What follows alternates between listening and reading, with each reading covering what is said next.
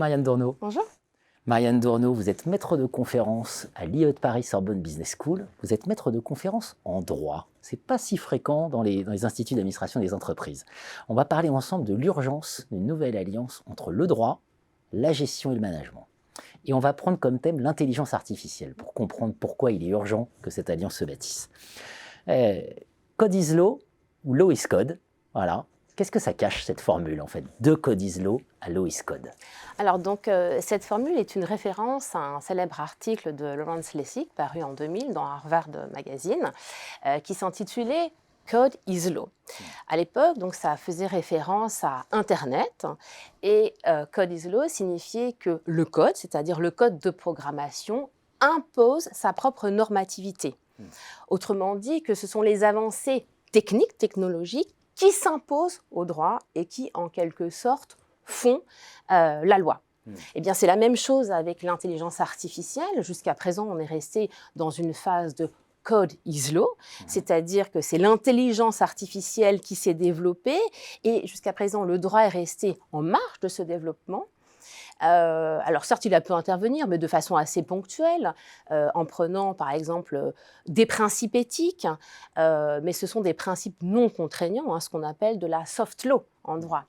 Mais nous sommes en train d'assister à une phase de basculement où on passe du stade où c'est la technique qui s'est imposée au droit, au moment où c'est le droit qui va commencer à s'imposer à la technique. D'où ce basculement de code is law à law is code.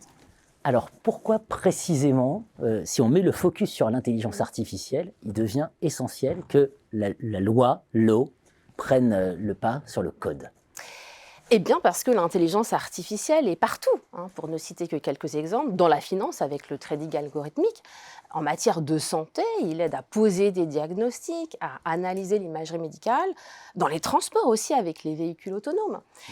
La difficulté, c'est que cette intelligence artificielle est faillible. On a de nombreux exemples d'erreurs. Par exemple, c'est le cas de la reconnaissance faciale de Facebook, qui confond des personnes de couleur avec des gorilles. C'est le système de recrutement d'Amazon aussi, qui revient à privilégier des hommes.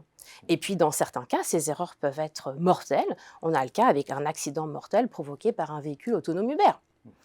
Alors bien sûr, ces erreurs sont pour l'heure assez limitées, assez marginales, mais elles vont s'accroître tout simplement avec la puissance de calcul que va offrir la nano-informatique. Et on a un exemple d'un ordinateur quantique de Google qui a réussi à calculer en 3 minutes ce qu'un ordinateur de nos jours calculerait en 10 000 ans. Donc on voit qu'on va passer à une échelle supérieure et les systèmes d'intelligence artificielle vont se retrouver dans des systèmes assez critiques comme les transports, la santé, la justice. Or, on doit être en mesure de pouvoir se fier à 100% à une décision prise par un système d'intelligence artificielle. Donc il faut que le droit intervienne maintenant. C'est assez effrayant quand vous le présentez comme ça, c'est même très effrayant. Est-ce que finalement, c'est pas un peu illusoire de penser qu'une réglementation, que le droit pourrait permettre de régler toutes les défaillances? Parce que si je vous écoute, on est sur des dynamiques d'exponentielle, on parle de puissance de calcul, on parle de quantique.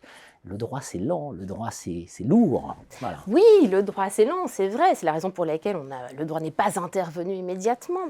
Alors, bien sûr, le droit ne va pas éliminer de manière absolue ces risques de défaillance, mais le droit va permettre quand même d'agir. Déjà, on peut identifier les sources de ces défaillances. Il y en a 2 principales. Il y a d'abord les biais. Les biais dans le codage et puis les biais aussi dans l'apprentissage. Et puis, il y a l'opacité des systèmes complexes. On parle de fameuses boîtes noires, black box, pour désigner le mystère qui entoure la production d'un résultat. On a un résultat, mais on ne sait pas comment on est parvenu à ce résultat. Et donc, le droit va permettre d'agir sur ces sources d'erreurs, en fait. De quelle façon? Bien en amont, en exigeant des systèmes plus sûrs, un apprentissage plus sûr et plus transparent. Et puis en aval aussi, en déterminant les responsables lorsque ces dommages ont provoqué lorsque ces erreurs ont provoqué des dommages. Finalement, le RGPD, c'est une sorte de répétition générale de ce qui va se passer. On va être ça va être un peu la même chose que le RGPD. Et donc, effectivement, la Commission européenne a présenté un projet de règlement européen de l'intelligence artificielle le 21 mai dernier, dans lequel, en fait, il a une approche fondée sur les risques. Il y a des systèmes à haut risque et des systèmes à faible risque. Et pour ces systèmes à haut risque, eh bien, la Commission prévoit des obligations. Alors bien sûr, je ne peux pas rentrer dans le détail, mais elle prévoit différentes obligations qui vont être garanties par diverses procédures, comme une procédure d'évaluation des documents techniques. Et des risques de sanctions aussi. Et des risques de sanctions, oui, des sanctions très lourdes, puisque une attention particulière est portée sur les biais dont je vous parlais tout à l'heure. Ces biais, eh bien, il va falloir que le fournisseur les surveille, les détecte et puis surtout les corrige. Les corrige parce que sinon, il va encourir une amende de 30 millions d'euros ou alors de 6% du chiffre d'affaires annuel mondial. Ouais, ça devient sérieux. Là. Donc ça devient sérieux, Tout à coup, on prête une oreille plus attentive. Tout à fait, oui. Ça veut dire que finalement, tous ces enjeux juridiques, c'est aussi un enjeu européen qui se cache derrière. Oui, c'est un enjeu européen et à l'instar du RGPD dont vous parliez tout à l'heure, eh bien, cette réglementation va pouvoir s'imposer. Et effectivement, il y a un enjeu européen, c'est que l'Union européenne n'a pas de leader en matière d'intelligence artificielle, mais elle a un atout, c'est son marché. Un marché qui est solvable, un marché qui représente un quart du PIB mondial. Donc l'Union européenne a là un levier qu'elle doit utiliser pour accompagner et puis aussi pour influencer en fait cette révolution de l'intelligence artificielle qui n'en est pour l'heure qu'à ses balbutiements. Emmanuel Macron a dit les États-Unis innovent, la Chine imite, l'Europe régule. C'est tout à fait ça. C'est pour ça qu'on a besoin d'une nouvelle alliance entre le droit et le management. Voilà. Merci Marianne.